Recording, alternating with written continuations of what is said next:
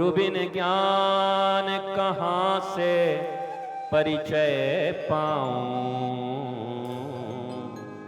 गुरु बिन ज्ञान है।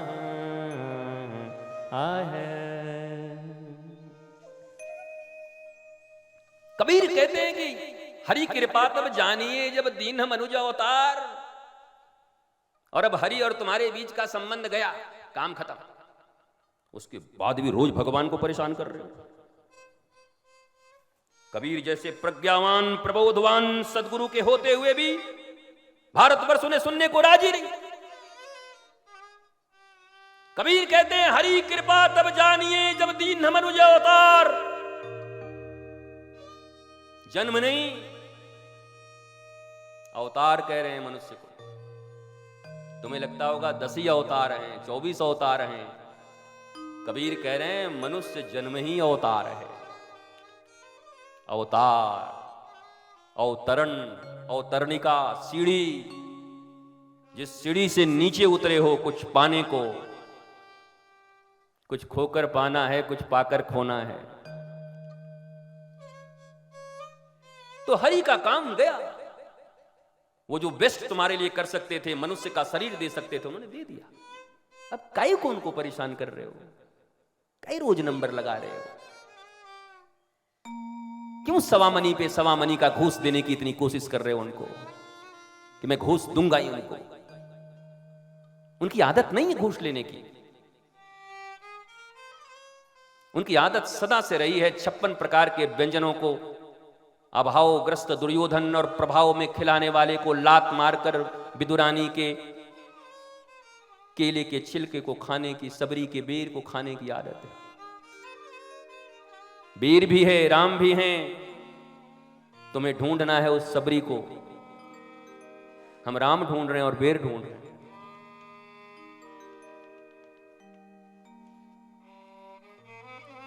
कृष्ण भी हैं और वो केले के छिलके भी हैं।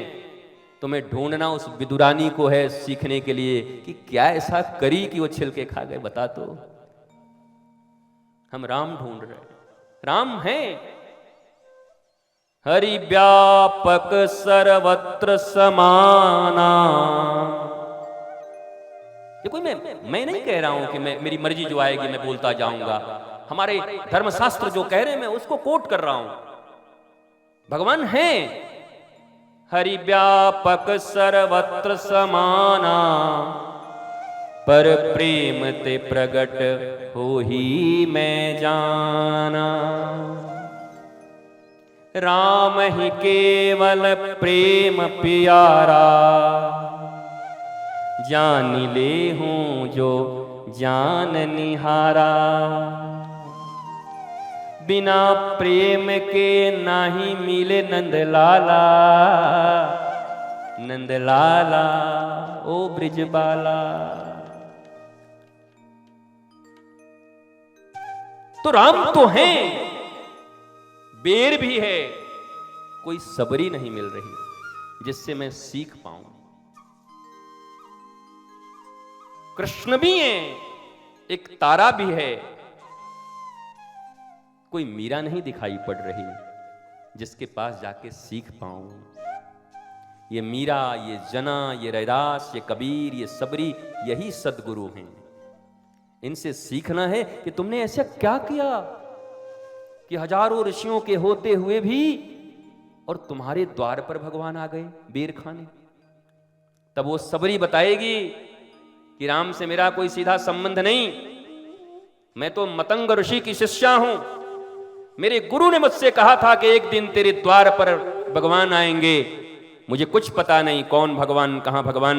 मेरे गुरु ने आंखों में अश्रु लेकर कहा था तेरे गुरु की ख्याति बढ़ेगी कि मतंग की शिष्या के पास भगवान जूठे बेर खाने आए थे। जरा सोच तेरे गुरु की ख्याति कितनी बढ़ेगी।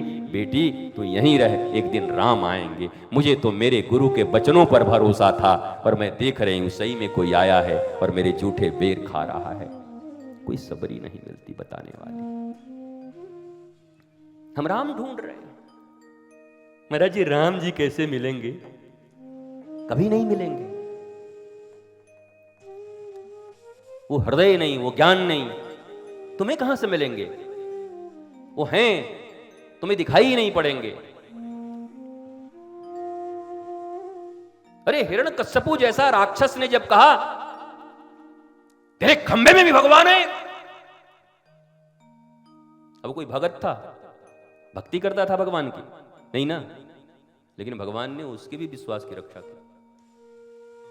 प्रहलाद ने कहा है। अब जरा सोचो, वो भी कितना प्रहलाद को मानता था कि ये बोल रहा है मतलब पक्का है, ये उटपटांग बात बोलता नहीं। तो प्रहलाद को भी विश्वास है खंबे में है, हिरण्यकश्यपु को भी विश्वास है खंबे में है। और विश्वास जहां आ गया, बिनु विश्वास भगति नहीं, तेहि बिन द्रवहि न राम।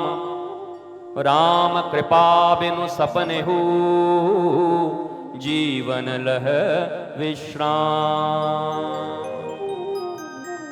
बिनु विश्वास भगति नहीं, तेहि बिन द्रवहि न राम। भक्ति भी मूल नहीं है, विश्वास मूल है। बिनु विश्वास भगति नहीं। श्रद्धावान लभते ज्ञानम। इसलिए अश्रद्धा करके जो लोग यहां आए हैं, वो कैसे उस ज्ञान को उपलब्ध होंगे जिस ज्ञान के चक्षु से उस नारायण को साक्षात देखा जा सकता है अपने भीतर में, उनका अनुभव किया जा सकता है, जिया जा सकता है, उनको पिया जा सकता है, लोगों को दिया जा सकता है। गुरु बांटते चलते हैं ना, ले ले ले ले ले ले, जिया जा सकता है, पिया जा सकता है, दिया जा सकता है। पर वो श्रद्धावान, कहां श्रद्धा है कथा के प्रति? किसकी श्रद्धा है कथा के प्रति?